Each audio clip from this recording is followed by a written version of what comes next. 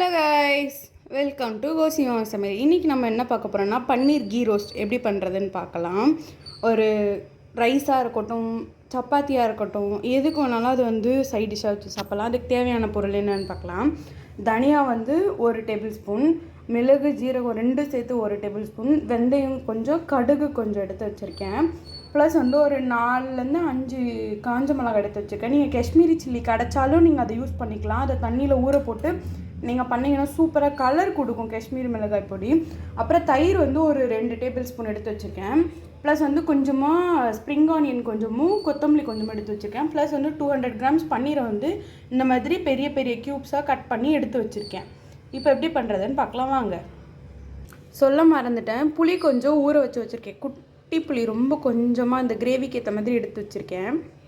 குட்டியாக ஒரு கடாய் எடுத்துக்கலாம். ஃபஸ்ட்டு இந்த ட்ரை இன்க்ரீடியன்ஸ் எல்லாமே வறுத்துக்க போகிறோம். வறுத்ததுக்கப்புறம் தான் நம்ம வந்து அதை அரைக்கணும். மிளகா போட்டுக்கிறோம். ஃபஸ்ட்டு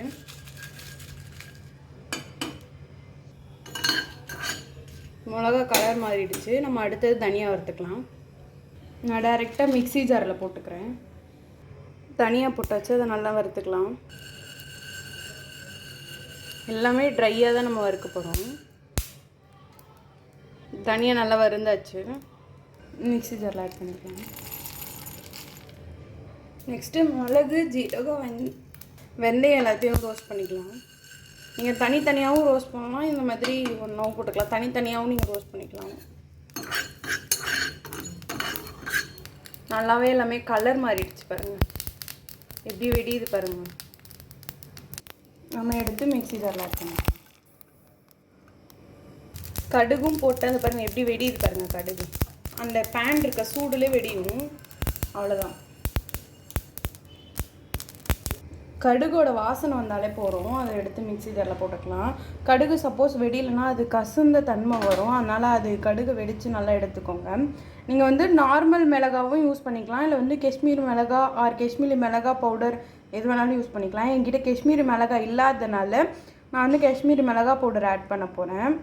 ஸோ இப்போ வந்து இந்த தயிர் 2 டேபிள் ஸ்பூன் எடுத்து வச்சுருக்கோம் இல்லையா, அதையும் சேர்த்து ஆட் பண்ணிக்கலாம். திக்கான தயிராக இருந்தால் 2 டேபிள் ஸ்பூன், தண்ணியான தயிராக இருந்தால் 3 to 4 டேபிள் ஸ்பூன் ஆட் பண்ணிக்கலாம். தயிர் ஆட் பண்ணியாச்சு. ப்ளஸ் நம்ம அந்த புளி ஊற வச்சுருக்கோம் இல்லையா, அதையும் கொஞ்சம் இதிலே போட்டு அரைச்சி கொண்டு வந்துக்கலாம். புளி தண்ணி ஊற்றிக்கோங்க. இப்போ இது வந்து நல்லா ஃபைன் பேஸ்ட்டாக அரைச்சி கொண்டு வந்துக்கலாம். அரைச்சி கொண்டு வந்துச்சு. நான் சொல்ல மறந்துட்டேன், இது வந்து 1 ஸ்பூன் காஷ்மீரி மிளகாய் பவுடர் யூஸ் பண்ணியிருக்கேன். ஒரு கடாயில் 2 ஸ்பூன் நெய் ஆட் பண்ணியிருக்கேன். இப்போ நம்ம வந்து பன்னீரை வந்து ரோஸ்ட் பண்ணிக்கலாம். அதை பாருங்கள், நெய் நல்லா சூடாக எடுத்து பன்னீர் ரோஸ்ட் பண்ணிக்கலாம்.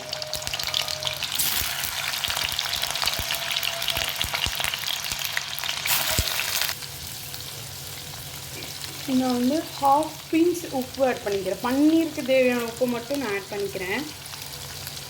பன்னீர் நல்லாவே ரோஸ்ட் ஆகிடுச்சு. நம்ம எடுத்து ஒரு பிளேட்டில் மாற்றிக்கலாம்.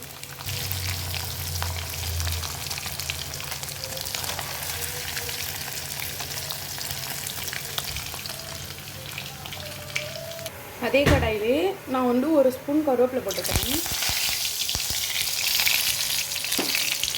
கருவேப்பிலை போட்டதுக்கப்புறம் நம்ம அரைச்சி வச்சுருக்க அந்த பேஸ்ட்டை இதில் ஆட் பண்ணிக்கலாம்.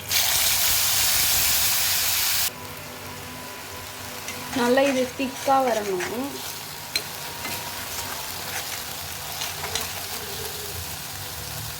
நான் உப்பு ஆட் பண்ணிக்கிறேன். இப்போது 1/4 டேபிள் ஸ்பூன் உப்பு ஆட் பண்ணிக்கிறேன். ஏன்னா நம்ம ஆல்ரெடி பன்னீரில் வந்து கொஞ்சம் உப்பு போட்டுருந்தோங்க, அதனால் இது நல்லா திக்காகணும். இங்கே பாருங்க, இந்த ஸ்டேஜில் நம்ம வந்து பன்னீர் ஆட் பண்ணிக்கலாம். இந்த பாருங்கள், எண்ணெயெல்லாம் பிரிஞ்சு வெளியே வந்துருச்சா, நம்ம பன்னீர் ஆட் பண்ணிக்கலாம்.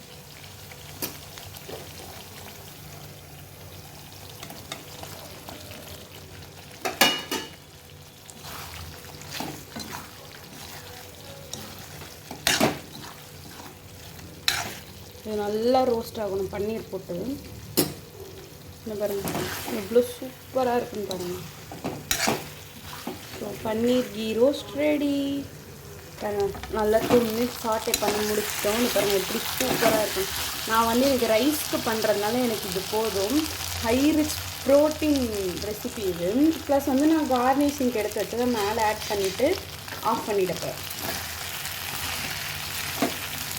தேங்க்யூ ஃபார் வாட்சிங்.